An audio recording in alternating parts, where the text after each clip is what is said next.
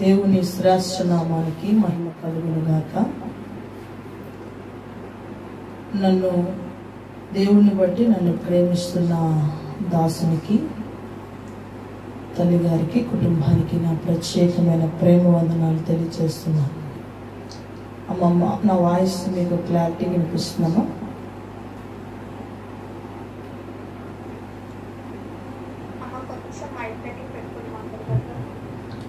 నా వాయిస్ మీకు క్లారిటీ వినిపిస్తున్నామా?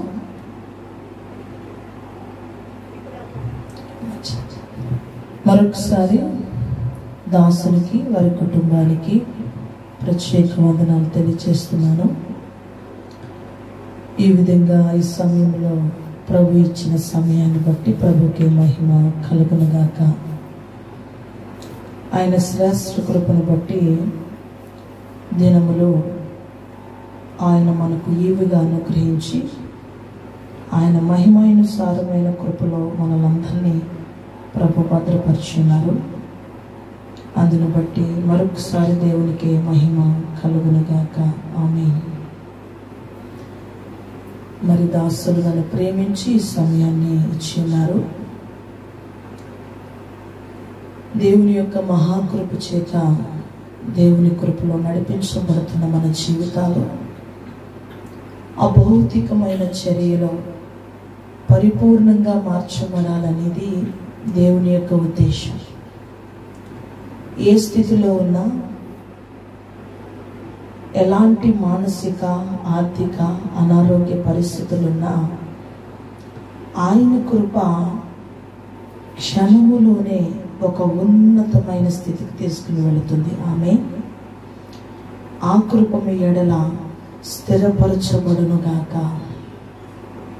ఈ రాత్రి మన జీవితాలు అభౌతికమైన చర్యలో సంపూర్ణం కావాలనేది పరిశుద్ధాత్మ దేవుడు మన ఎడల కోరుకుంటున్న వంటి ఒక ప్రత్యేకమైన ఉద్దేశం. ప్రత్యేకించి గలతీయులకు రాసిన పత్రికలో ప్రారంభ వచనం, ఆయన ప్రేమ ఎట్టిదో, ఆయన ప్రణాళిక ఎట్టిదో, ఆయన వారసత్వము ద్వారా మనకు కలిగే కృపాభాగ్యం ఎట్టిదో అనేవంటి ఉన్నతమైన భాగాన్ని మనకి తెలియచేశాడు. రెండవ వచనానికి వచ్చేటప్పటికి ఆయన యొక్క నీతి ఎంత కృపగలిగినదో మనకు అనుగ్రహించాడు. ఆ మాటలలో ఆయన నీతి ఎంత కృపగలిగినదో తెలియచేశాడు. 3వ వచనములో ఆయన మన ఎడల స్థిరపరుస్తున్న వంటి ఆయన మరణము, ఆయన మరణ పునరుద్ధానముల నుంచి మనము ఏ నీతిని వెతకాలి అనే విషయాన్ని 3వ వచనములలో నుంచి 4వ వచనంలో నుంచి తీసుకుని వస్తూ ఉన్నారు. ఆయన ప్రేమను రుచి చూసి ఆయన యొక్క సన్నిధిలో మరింతగా ఆయన కృపను అనుభవిస్తూ ఉండగా దుష్టుడు భ్రమపరచు ఆత్మ చేత అనేకులను చెదరగొట్టబో దినాలివి. ప్రకటన గ్రంథము 3వ అధ్యాయము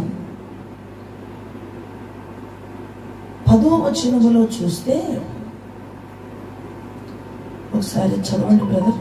ప్రకటన గ్రంథము 3వ అధ్యాయము. నీవు నా ఓర్పు విషయమైన వాక్యమును గైకొంటివి గనుక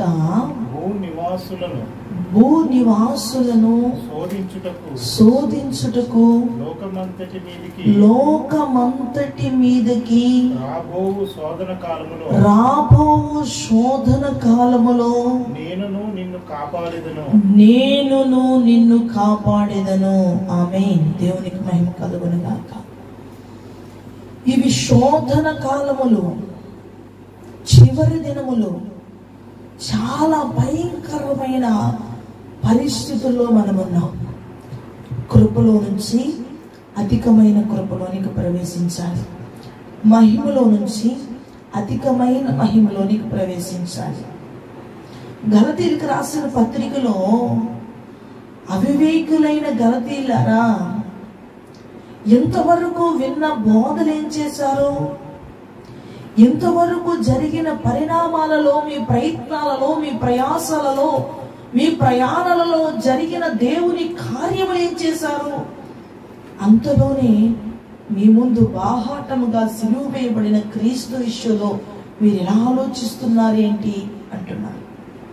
దేవుని సర్వ సమాజమా, భ్రమపరచు ఆత్మ, నిర్లక్ష్యపు స్పిరిట్స్, మూర్ఖపు స్పిరిట్స్. వాక్యం అంటే నిర్లక్ష్యం. ఇక్కడ చూస్తే 1వ అధ్యాయము, 2వ అధ్యాయము, 3వ అధ్యాయము, 4వ అధ్యాయముల వరకు గలతీయులకు పత్రికలో రాస్తూ 5వ అధ్యాయములో శరీర కార్యములను బట్టి, ఆత్మ యొక్క స్థితి, ఆత్మ యొక్క ఫలింపును బట్టి ఒక వ్యక్తి ఏమి విత్తుతున్నాడు, ఏం కోస్తున్నాడు అనే విషయాన్ని మరింత స్పష్టంగా వివరిస్తున్నాడు. ఇది ముందే రాయొచ్చు కదా? లేదు. ఈ విషయాన్ని ఎందుకు ఆ సమయంలో ప్రస్తావన తీసుకుని వస్తున్నాడంటే, ఇది శోధన దినాలు. శరీర సంబంధమైన స్పిరిట్స్ మనుష్యులో ఎక్కువగా ప్రభావితమయ్యే దినాలు. తాగుబోతు మరింతగా తాగుబోతుగా మారుతాడు, తిరుగుబోతు మరింతగా తిరుగుబోతుగా మారుతున్నాడు, వ్యభిచారి మరింతగా వ్యభిచారిగా మారుతున్నాడు, అబద్ధికుడు మరింతగా అబద్ధికుడిగా మారుతున్నాడు. ఇక్కడ చాలా భయంకరమైన మతపరమైన, కులపరమైన గొడవలు చూస్తూ ఉన్నాం. దుష్టుడు ఎంతవరకు ప్రబలి ఉన్నాడంటే, ఆధ్యాత్మిక స్థాయిలో ఏ విషయాన్ని కూడా గ్రహించలేని స్థితిలో మానవ చర్యను తిప్పుతూ ఉన్నాడు. కాబట్టి దేవుని సమాజంగా, దేవుని బిడ్డలుగా మనం తెలుసుకోవలసినవి చాలా ఉన్నాయి. నేను 2 సంవత్సరాల కిందట అఖిల్ అయ్యారు, బ్రదర్ దాసులు ఇలాగే ఒక జూమ్ మీటింగ్లో మెసేజ్కి నన్ను ఇన్వైట్ చేశారు. ఆ రోజు పరిశుద్ధాత్మ దేవుడు ఏం మాట్లాడాడో నాకు ఈరోజు కూడా గుర్తుంది. మరి అయ్య గారికి గుర్తుందో దాసునికి నాకు లేదు, కానీ అందులో మాట్లాడిన మాట ఏంటంటే, రక్షణార్థమైన జ్ఞానము ఒక వ్యక్తికి లేకపోతే భౌతిక చర్యలో, మానసిక చర్యలో, భావోద్వేగాల చర్యలో ఎంతవరకు నష్టపోతాడు. యేసుక్రీస్తు వారు లూకా సువార్త 1వ అధ్యాయము 72, 73 ఇవి చదవగలిగితే, అక్కడి నుంచి చదవగలిగితే, రక్షణార్థమైన జ్ఞానాన్ని అనుగ్రహించడానికి వచ్చాను అని రాయబడింది. నేను ఏమీ చదువుకోలేదు. నేను 13వ సంవత్సరంలో ప్రభు సేవకు వచ్చాను. ఆ వయసు 13 సంవత్సరాలప్పుడు. ఈరోజు దేవుడు తన రక్షణార్థమైన జ్ఞానాన్ని అనుగ్రహించాడు కనుక ఈరోజు దేవుని దాసురాలుగా, దేవుని బిడ్డగా కాస్త ఒక అడుగు ముందుకు వేసి ప్రభు సేవలో కొనసాగించగలుగుతున్నాను. అలాగనే ప్రతి బిడ్డకి కూడా రక్షణార్థమైన జ్ఞానము లేకపోతే నిర్లక్ష్యం, నిర్జీవత, అనాలోచన, అజాగ్రత్త, సెల్ఫిష్నెస్, తనను తాను ప్రేమించుకునుట, అది ఒక స్పిరిట్.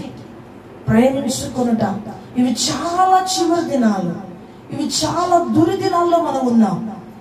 కాబట్టి ఇక్కడ ఈ ఆత్మ ఫలముల విషయంలో మాట్లాడుతూ, ఈ శరీర కార్యాల విషయంలో మాట్లాడుతూ, మీరు శరీర సంబంధమైన వారు అయితే గనక మీరు పర సంబంధమైన రాజ్యములో వారసులు కాలేరు అంటుంది.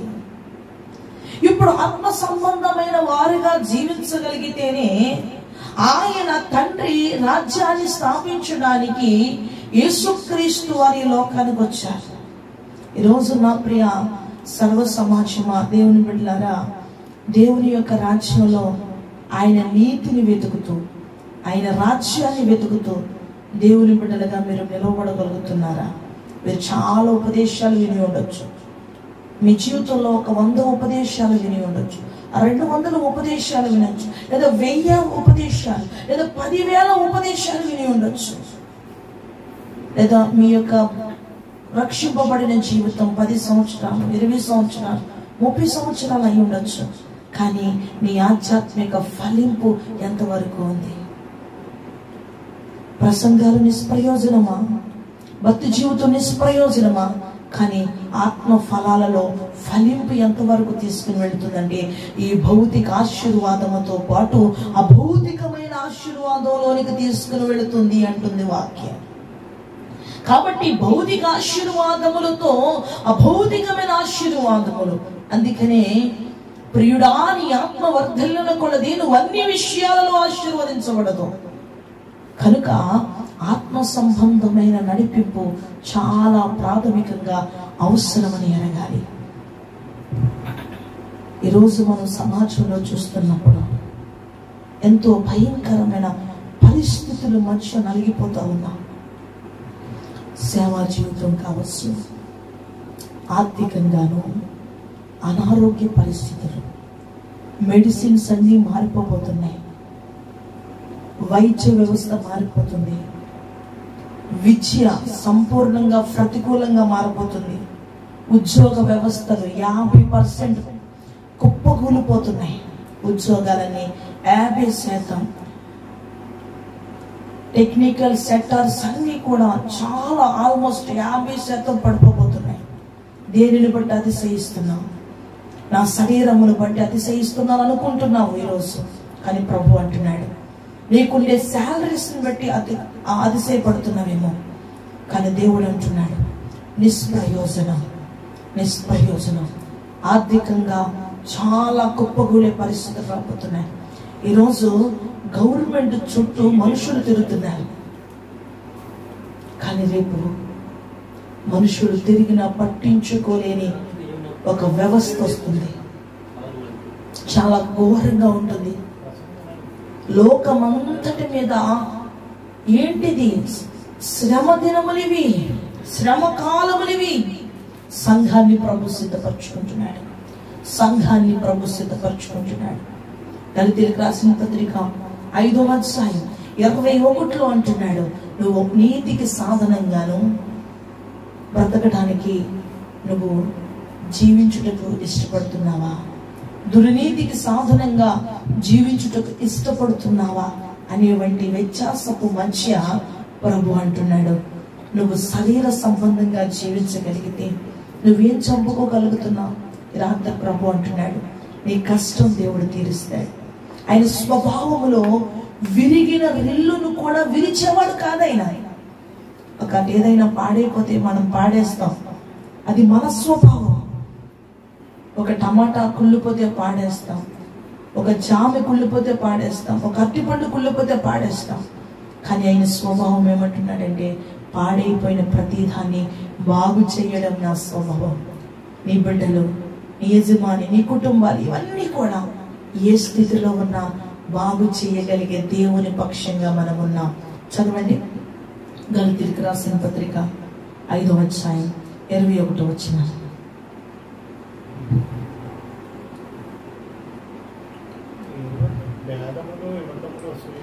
ఒక్క నిమిషం.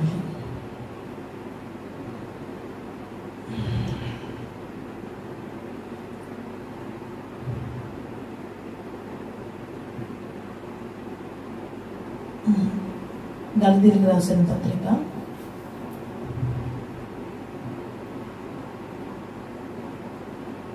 20 శరీర కార్యాలు చివరి శరీర కార్యాలు చివరికి చదవండి. చివరి వచ్చిన చివరికి వచ్చినంతా చూస్తే చివరి ఒక మాట ఉంటుంది.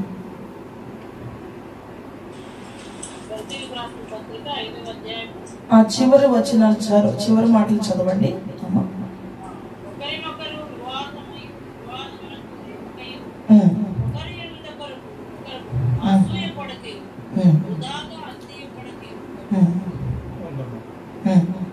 ఎక్కడ ఒకరినొకరు వివాదములకు రేపకయు ఒకరినొకరు అసూయపడకయు ఇంకో కొంచెం కింద చెప్పండి. వృధాగా అతిశయపడకయు ఉందము. వృధాగా అతిశయపడకయు ఉందము. చాలా మందిలో భావోద్వేగం కలిగించే స్పిరిట్స్ ఎంటర్ అయిపోతుంది. ఇంకా ఆ ఆత్మ కార్యములు శరీర కార్యములు కింద చదివినప్పుడు ఆ కింద అంటుంది, మీరు శరీర సంబంధులై జీవించిన ఎడల మీరు పరలోక సంబంధమైన వారు కారు అంటుంది. ఆ మాటను మీరు చూడండి, అక్కడ రాయబడి ఉంటుంది, మీరు శరీర సంబంధులై జీవించిన ఎడల మీరు దేవుని రాజ్య సంబంధులు ఎలాగవుతారు అంటుంది వాక్యం. క్రీస్తు యేసు సంబంధులు ఎన్నో వచ్చినండి? శరీరమును దాని ఇచ్చలతో. బ్రదర్ మీరు చదివి వచ్చిన చెప్పండి. 24 వచ్చిన 5వ అధ్యాయం 24వ వచ్చిన చదవండి.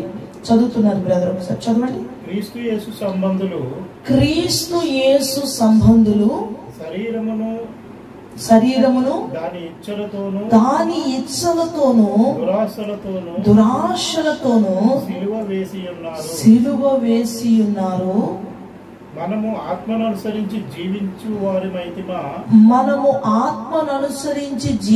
వారమైతిమా ఆత్మను అనుసరించి క్రమముగా నడుచుకుందాము. ఇప్పుడు మనము ఆయన స్వభావములోనికి రావాలి. నువ్వెన్ని బాప్తిసం తీసుకోవడం గొప్ప విషయం కాదు, కానీ దానికి తగిన జీవితం కలిగి ఉండడము గొప్ప విషయం అని వాక్యం చెప్తుంది. ఎప్పుడూ కూడా చాలా మంది ఆలోచించే ఆలోచనలన్నీ కూడా ఎంత స్పిరిచువల్ గా ఆత్మ సంబంధంగా ఉన్నా వాళ్ళలో సంపూర్ణత, వాళ్ళు అనుకుంటున్నారు నేను ఇలా డిజైన్ చేసుకున్నాను, ఈ ప్రోటోకాల్ ప్రకారంగా నేను భక్తి చేస్తున్నాను, ఈ భక్తి జీవితాన్ని దేవుడు యాక్సెప్ట్ చేస్తున్నాడు అని అనుకుంటున్నారు. లేదు, ఆయనకు ఒక ప్రోటోకాల్ ఉంది, ఆయనకు ఒక నియమం ఉంది, ఆ నియమం ప్రకారంగానే భక్తి చేయాలి. భ్రమపరుచు ఆత్మ కలిగిన స్పిరిట్స్ రాబోతూ ఉన్నాయి. ఈ 2024 నుంచి మనం ప్రయాణిస్తున్న జీవన ప్రయాణంలో భ్రమపరచు స్పిరిట్స్, అలాగే సోమరతనము కలిగించే స్పిరిట్స్, మభ్య కలిగించే స్పిరిట్స్, మనము శరీరానుసారమైన వారు ఎవరో ఆత్మానుసారమైన వారు ఎవరో గ్రహించుకునేవంటి ఆధ్యాత్మికమైన కృప పొందుకున్న వారుగా మార్చబడాలనేదే దేవుని ఉద్దేశం. కాబట్టి దేవుని సర్వ సమాజముగా ఇప్పుడు రోషం తెచ్చుకుని చాలా గట్టిగా ప్రయాసపడాలి. ఎందుకంటే ఇప్పుడుండే సమయం ఇదంతా కూడా చాలా తక్కువ. దేవుడు సంఘాన్ని సిద్ధపరచుకుంటూ వస్తున్నాడు. చాలా కీలకమైన భాగం ఏమిటి అంటే, గలతీయుల మొదటి పత్రికలో మొదటి అధ్యాయంలో దేవుడు తన ప్రేమ ఎట్టుతో, తన అనుబంధం ఎట్టుతో చూసుకుంటూ వచ్చాడు. తన త్యాగం ఎట్టుతో, తన నీతి ఎట్టుతో, ఇవన్నీ చెప్పుకుంటూ వచ్చేటప్పటికి శరీరము ద్వారా, స్వనీతి ద్వారా వారు భ్రమపరచబడ్డారు, స్వనీతి ద్వారా మోసగించబడ్డారు, స్వనీతి ద్వారా వారు త్రోవలో నుంచి మళ్ళీ వారి భౌతికమైన జీవితానికి స్వాగతం పలికేంత స్థితికి వారు కలిగి ఉండట దేవుడు అంటున్నాడు.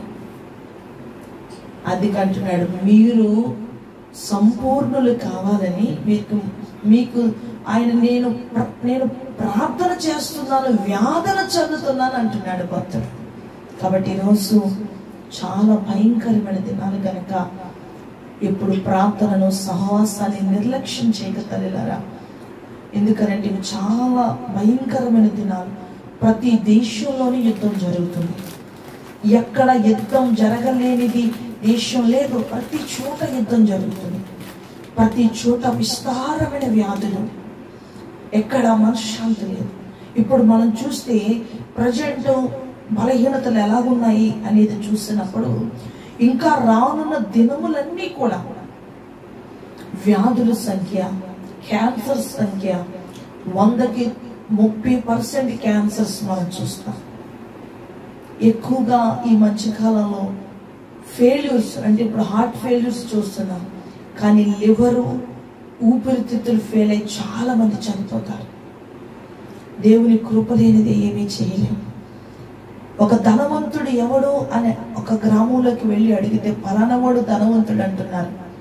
కానీ ఒక కృప పొందుకున్న వాడు ఎవరు అన్నప్పుడు దేవుడు మనల్ని చూపించగలిగేలా ఉండాలి. ఆమె దయచేసి దేవుని బిడ్డలారా, దేవుని సర్వ సమాజమా, చాలా భయంకరమైన దినాలు. సువార్త ప్రకటించడానికి కూడా చాలా తక్కువ దినాలు మాత్రమే ఉంది.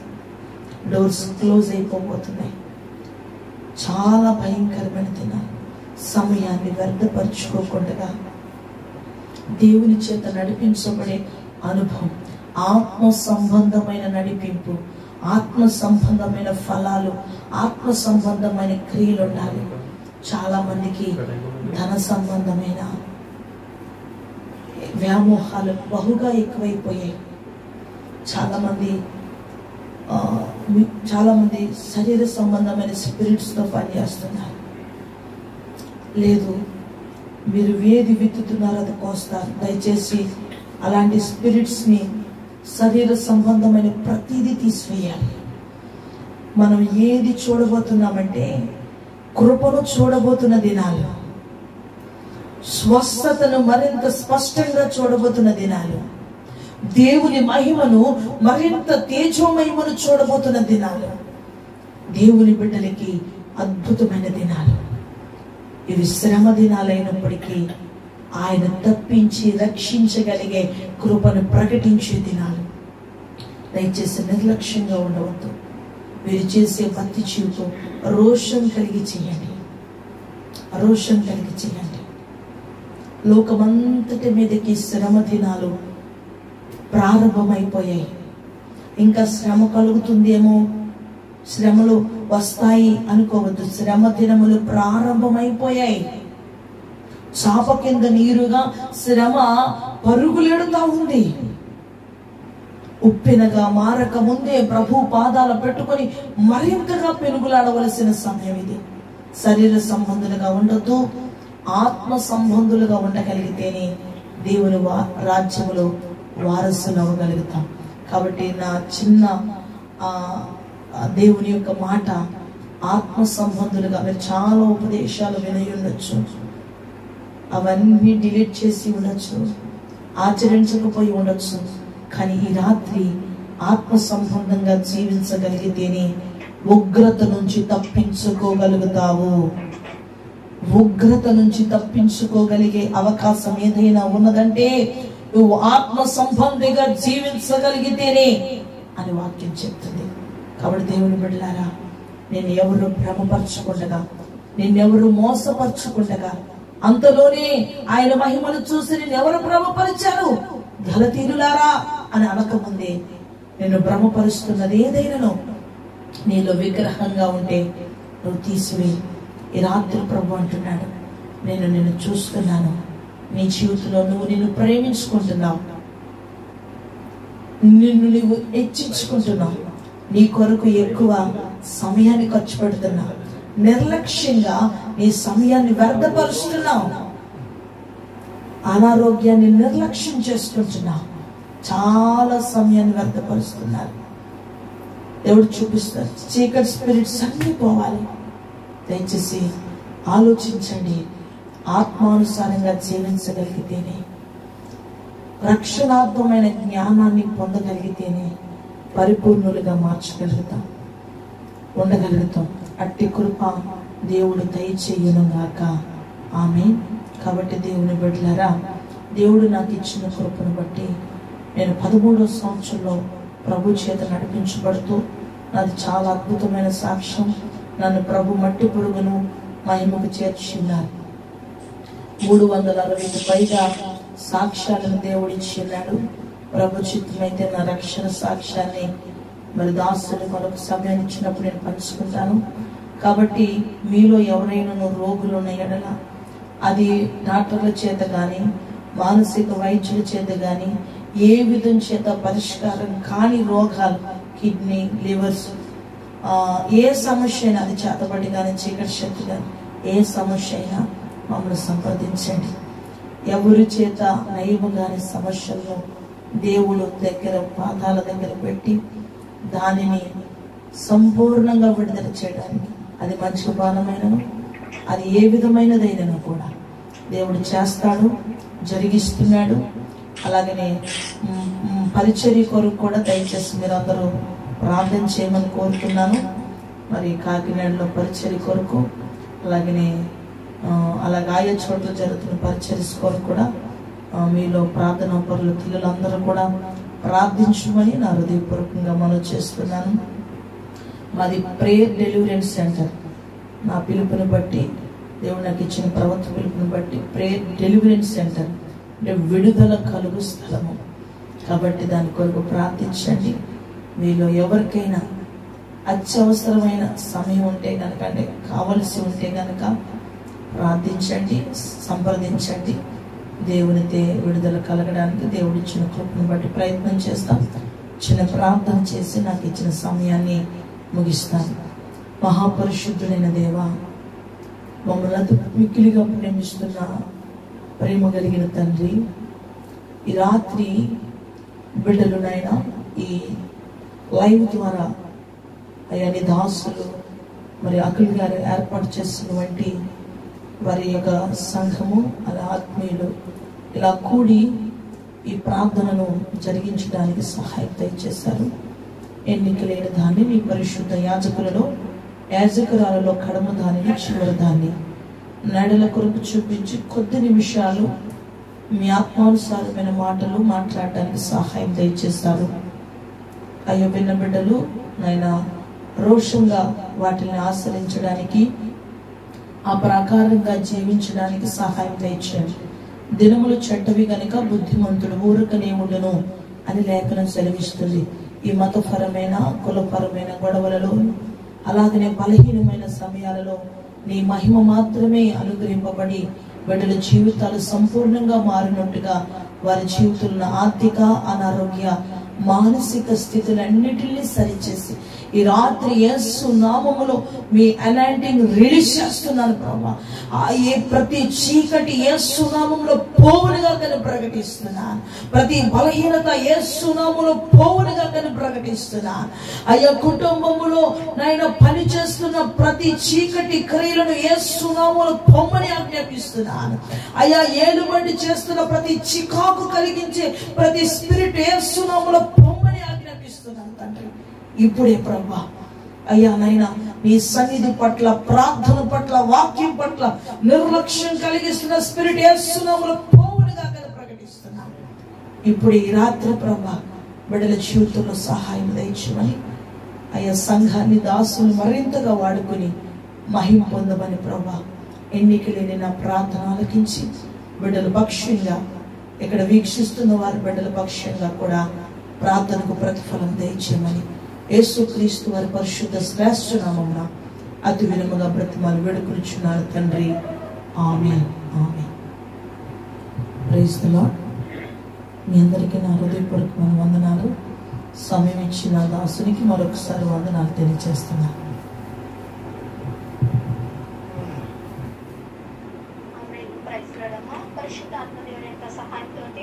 బలమైన ఆత్మీయమన్నాలు అందిస్తున్నందుకు ప్రత్యేకించి మీరు రూటెడ్ జీసస్ క్రైస్ట్ మినిస్ట్రీస్ తరఫు నుంచి మీకు ప్రత్యేకించి వందనాలు తెలియజేస్తున్నాను. చివరి ప్రార్థన చేసుకుందాము. దయచేసి అందరూ నాతో పాటు ప్రార్థన నిర్వహించింది. మహాపరిశుద్ధ పరలోక తండ్రి, నీ పరిశుద్ధ పాదాలకు దగ్గరైన స్థుతులు, స్తోత్రాలు. మరి ఒక దినంలో ప్రభు నాతో మాతో అందరితో మాట్లాడిన విధానానికి నీకు స్తోత్రాలు, నీకు వందనాలు తండ్రి. మీ దాసువాన్ని బహుబలంగా వాడుకున్నందుకే నీకు వందనాలు తండ్రి. ఇక రానున్న రోజుల్లో కూడా తండ్రి అత్యధికంగా తండ్రి తను చేస్తున్న మినిస్ట్రీని ఆశీర్వదించండి తండ్రి. గొప్ప గొప్ప గొప్ప వచ్చి తనపై తను చేసిన మినిస్ట్రీపై ఉంచండి తండ్రి. నీకే స్తోత్రాలు వందనాలు తండ్రి. మరి ముఖ్యంగా తండ్రి విన్న వాక్యాన్ని విని వదిలేసే బిడ్డలుగా కాదు కానీ తండ్రి మా హృదయంలో భద్రపరుచుకొని వాక్యానుసారంగా జీవించే మమ్మల్ని అందరినీ ఉంచండి తండ్రి. ఆత్మీయమన్నప్పుడు తండ్రి మమ్మల్ని తృప్తిపరిచిన గొప్ప దేవానికి స్తోత్రులు. జాయిన్ ప్రతి ఒక్కరిని బట్టి నీ పాదాలు చెందుకొస్తున్నారయ్యా. ఎవరెవరైతే తండ్రి బలహీనతలు గుండా వెళ్తున్నారో తండ్రి, సమస్యలు గుండా వెళ్తున్నారు ప్రభావ, ఇరుకులు ఇబ్బందులు గుండా వెళ్తున్నారు ప్రభావ, ఆ యొక్క అనేక సాగరాల గుండా వెళ్తున్నారు తండ్రి. ప్రతి బిడ్డని మీరు దర్శించండి తండ్రి. నమ్ముతున్నాం, విశ్వసిస్తున్నాం.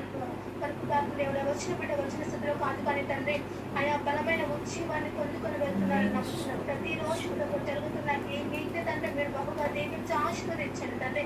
ఇంకా నువ్వు అనేక మంది అయినట్టు ఆత్మీయంగా రక్షణ పొందుకొని సత్య సువార్త తెలుసుకునే తండ్రి సత్య మార్గంలో నడుచుకు మీరు కృపను చూపించండి తండ్రి. నీకు స్తోత్రాలయ్యా. రేపటి దినంలో నేను మిమ్మల్ని కలుసుకునేంత వరకు నీ యొక్క సన్నిధిని నాకు మాకు తోడుగా ఉంచమని మహిమా ఘనత ప్రభావం ఎల్లవేళ మీరు కొనుక్కోమని గనుడైన యేసు నామములో ఈ ప్రార్థన అడుగుతున్నాం తండ్రి. ఆమేన్. ఆశీర్వాదాన్ని తీసుకుందాము. మన మధ్య ఉన్నటువంటి అమ్మగారు ఆశీర్వాదం ఇవ్వాల్సిందిగా ఈ సమయంలో అమ్మగారు పక్షుకుంటున్నాము. ఆశీర్వాదం